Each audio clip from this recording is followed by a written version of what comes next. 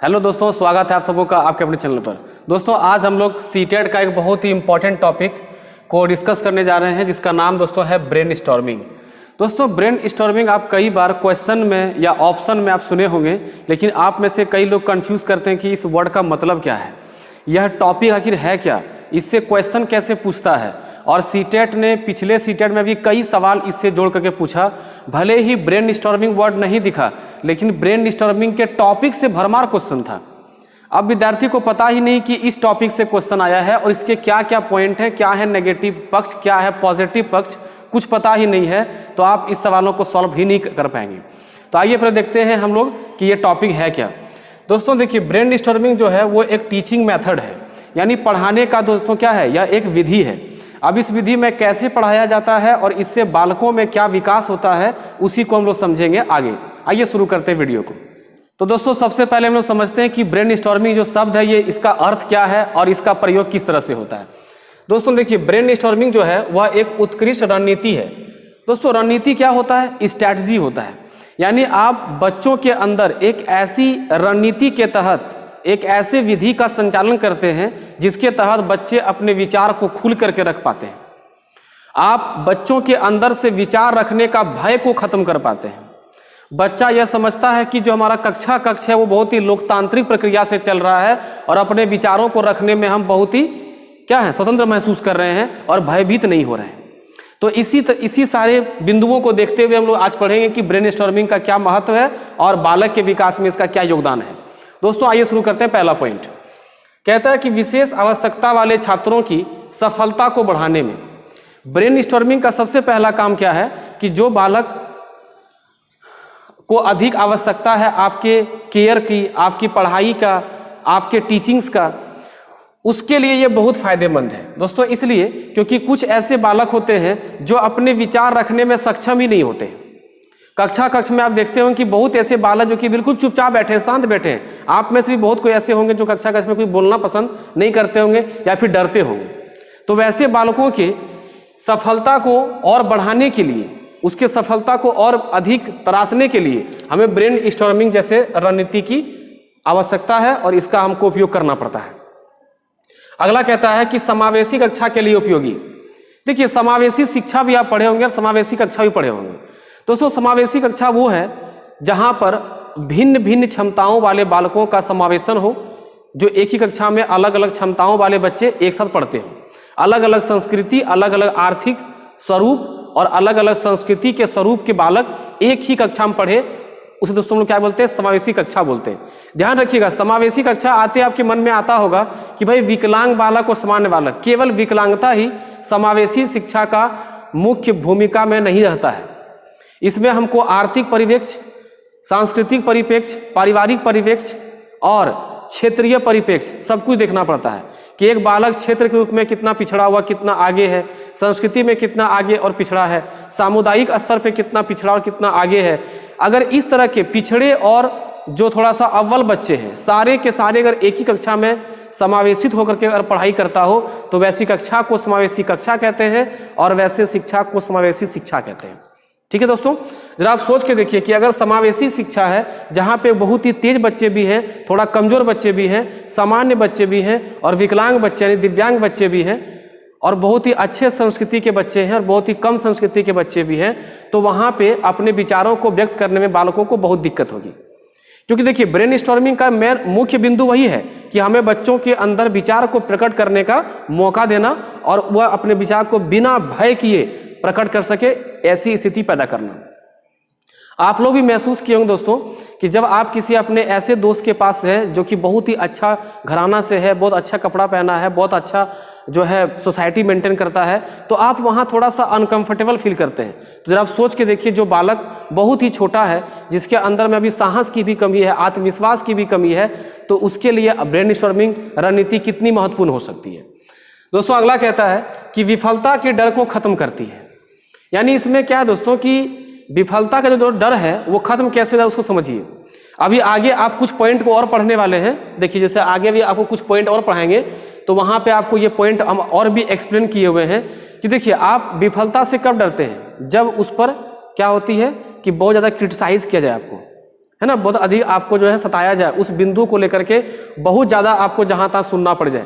अगर शिक्षक बहुत ज़्यादा कड़क है और आपके विचारों को सुनने के तैयार नहीं है, आप जब भी विचार रखते हैं उससे बार बार काट दिया जाता है, तो आप वहाँ विचार रखने में भयभीत महसूस करेंगे, है ना।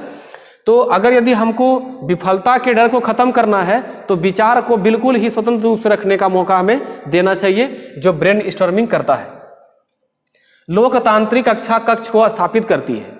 अभी तुरंत समझाए कि अलग अलग प्रकार के सारे जो है अलग अलग तरह के अलग क्षमता वाले सब विद्यार्थी बैठे होते हैं एक ही कक्षा में, और सबों को आप मौका देते हैं, सबको ज़्यादा से ज़्यादा अपने विचार को रखने का मौका देते हैं। किसमें? ब्रेन स्टॉर्मिंग में। तो बच्चा को लगता है कि लोकतांत्रिक माहौल में हम पढ़ रहे हैं।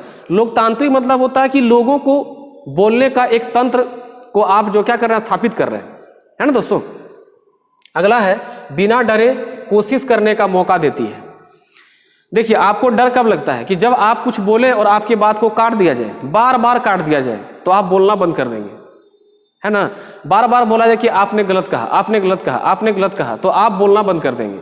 लेकिन ब्रेन स्टॉर्मिंग में एक सबसे इंपॉर्टेंट बात यह है कि आपको यानी एज ए शिक्षक, आप अध्यापक के रूप में आप बालक के विचार को काटेंगे नहीं और गलत नहीं करेंगे। उसके विचार को आप सुनेंगे और उससे बिल्कुल भली भांति उसे क्या करेंगे, आप जो है उसको रिकॉर्ड भी करेंगे। अभी आगे उन बिंदुओं को देखेंगे हम। छात्रों के मानसिक विकास में सहायता करती है। देखिए, जब बच्चे ज़्यादा से ज़्यादा विचार रखेंगे तो अधिक से अधिक वो सोचेंगे। जब ज़्यादा से ज़्यादा वो सोचना शुरू करेंगे तो क्या करेंगे, उसके मानसिक विकास की वृद्धि होगी। आप ही सोचिए कि अगर आपकी दुनिया बस 2-3 चीज़ों में सिमट जाए, एक ऐसा बालक है जो कि 2-3 काम ही करता है दिन भर, तो उसका जो मानसिक विकास है वो 2-3 चीज़ों में ही समेट कर रह जाएगा। एक लाइव एग्जांपल देते हैं, आप लोग देखे होंगे, महसूस किए होंगे। अगर एक बच्चे को हम एक कमरे में 10 साल के लिए बंद कर दें और उसको समाज से दूर कर दें, तो उस जो बच्चे का विकास है, बच्चे का विकास जो है संकीर्ण हो जाएगा। लेकिन अगर कोई बच्चा पूरे समाज में यहाँ वहाँ घूम रहा, पार्क जा रहा है, पिक्चर जा रहा है, दोस्तों के साथ खेल रहा है, यहाँ लड़ाई, वहाँ पर हर चीज़ पढ़ाई कर रहा है, हर खेल रहा है, तो उस बच्चे का जो मानसिक विकास है बहुत ही अच्छी होगी। इसलिए छात्रों के मानसिक विकास के लिए ये बहुत सहायता करती है। तो ब्रेन स्टॉर्मिंग एक बहुत ही उत्कृष्ट रणनीति रूप में साबित होता है। अगला देखते हैं पॉइंट कि अब ब्रेन स्टॉर्मिंग करते समय हमें किन बातों का ध्यान रखना चाहिए। ब्रेन स्टॉर्मिंग के समय याद रखने वाली क्या क्या महत्वपूर्ण बातें हैं उसको देखते हैं। सबसे पहला कहता है सभी बच्चों को ज़्यादा से ज़्यादा विचार रखने का मौका दें। सभी बच्चे को, ठीक है, जो तेज है उनको भी, जो कमज़ोर है उनको भी, जो विकलांग है उनको भी, जो सामान्य है उनको भी, सभी को आप ज़्यादा से ज़्यादा मौका दें कि बच्चे बोले, अपने विचार को रखें, किसी भी समस्या पर, किसी भी विषय पर अपना विचार को रख सकें, है ना। सभी विचारों को रिकॉर्ड करें। आप अध्यापक होने के नाते आपका ये कर्तव्य है कि जो बालक बोल रहा है, जो उसके विचार आ रहे हैं, आप उन विचारों को रिकॉर्ड करें, लिख के रखें कि किस बच्चे ने कैसा विचार दिया। उस आधार पे आप बच्चों का आकलन भी तो कर पाएंगे कि विषय पे पकड़ कैसा है इसका, है ना। विचार पर अपना मूल्यांकन ना दें। ध्यान रखें, मूल्यांकन अगर देते रहेंगे आप, अगर दी हर एक बिंदु पर, तो बच्चा भयभीत होगा, डर जाएगा और उसका मानसिक विकास रुक जाएगा, है ना। आप देखिए अपने घर में ही किसी बच्चे को बार बार टोकिए, कुछ भी कर रहा हो बार बार मना कर दीजिए, तो वह बच्चा सोचना ही छोड़ देगा, क्रिएटिव होना ही छोड़ देगा। इसलिए आप क्या करें, मूल्यांकन आप जो है हर बात पर या उनके विचार पर अपना मूल्यांकन ना करें, क्योंकि कुछ बच्चा गलत भी बोल सकता है, कोई बच्चा सही भी बोल सकता है, लेकिन बोलने का तो प्रयास कर रहा है। सबसे पहले क्या है, बोलने का प्रयास करवाना हमारे लिए सबसे महत्वपूर्ण है। कोई जवाब गलत ना समझे, यानी एज ए शिक्षक आप किसी भी विचार को, किसी भी जवाब को जो है आप रॉन्ग ना समझे। आप बालक के परिप्रेक्ष्य में देखें कि बालक क्या इसमें कहना चाहता है और बालक किस हद तक जो है विषय की गंभीरता को समझ पा रही है या समझ पा रहा है।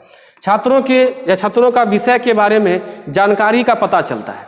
आप जब उनके विचार को सुनते हैं किसी विषय पर, किसी मुद्दे पर, तो आपको ये पता चलता है कि भाई आपका जो विद्यार्थी है, जो छात्र है, उसका क्या जानकारी है इस विषय पर। जैसे मान लीजिए आपको अभी हम समझा रहे हैं ब्रेन स्टॉर्मिंग, यानी मैथ पेडागोजी आपको समझा रहे हैं। अगर आप समझ पा रहे हैं तो आप ये आकलन कर सकते हैं कि भाई हमको इस टॉपिक का समझ है कि नहीं है।